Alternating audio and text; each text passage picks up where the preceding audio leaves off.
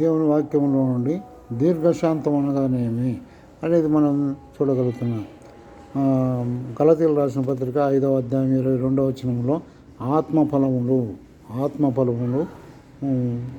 9 ఉంటున్నాయి.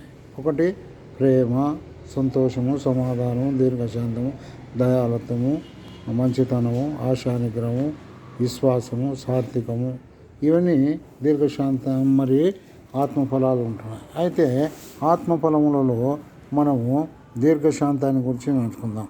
అయితే యోహాను సువార్త 14:27 వచనంలో దేవుని వాక్యం రాయబడింది, నా శాంతిని మీకు ఇచ్చుచున్నాను, లోకం ఇచ్చినట్టు శాంతి కాదు అని దేవుని పరిశుద్ధ గ్రంథంలో యోహాను సువార్త 14:27 వచనంలో రాయబడింది. అంత మాత్రమే కాదు, శాంతము సముద్రము కంటే గొప్పది అని మరి అక్కడక్కడ స్కూళ్ళల్లో బస్సుల్లో రాసేవారిగా ఉంటున్నారు. అంత మాత్రం కాక 2 పేతురు 3వ అధ్యాయం 9వ వచనంలో రాయబడింది.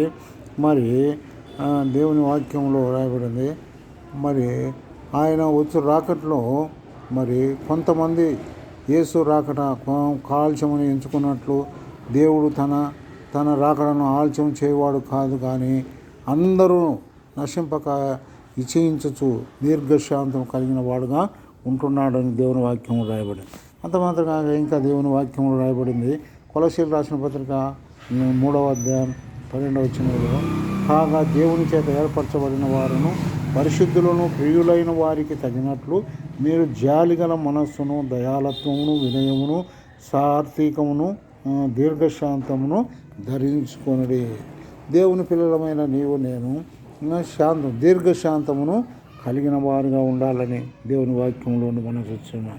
ఇంకా దేవుని వాక్యంలో మనం చూసినట్టయితే మరి యోబు దీర్ఘశాంతం చూపినాడు.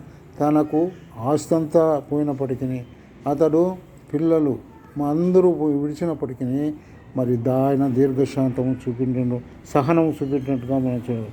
హబక్కూకు కూడా మరి ఏమంటున్నాడు, ద్రాక్ష పంట చేతికి రాకపోయినాను, ద్రాక్ష చేతు పంట ఏకపోయినాను, అయితే శాలలు పశువులు లేకపోయినాను, నేను యెహోవా యందు ఆనందించుచున్నాను అంటున్నాడు.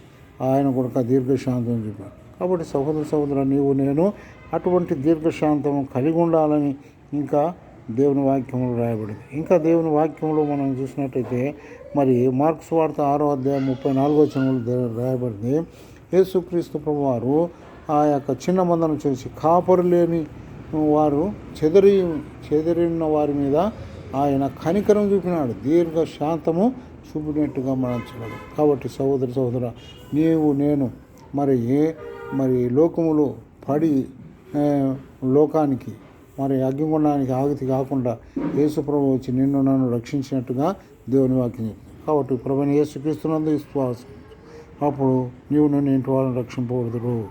దేవుడి వాక్యం దీవించుగా.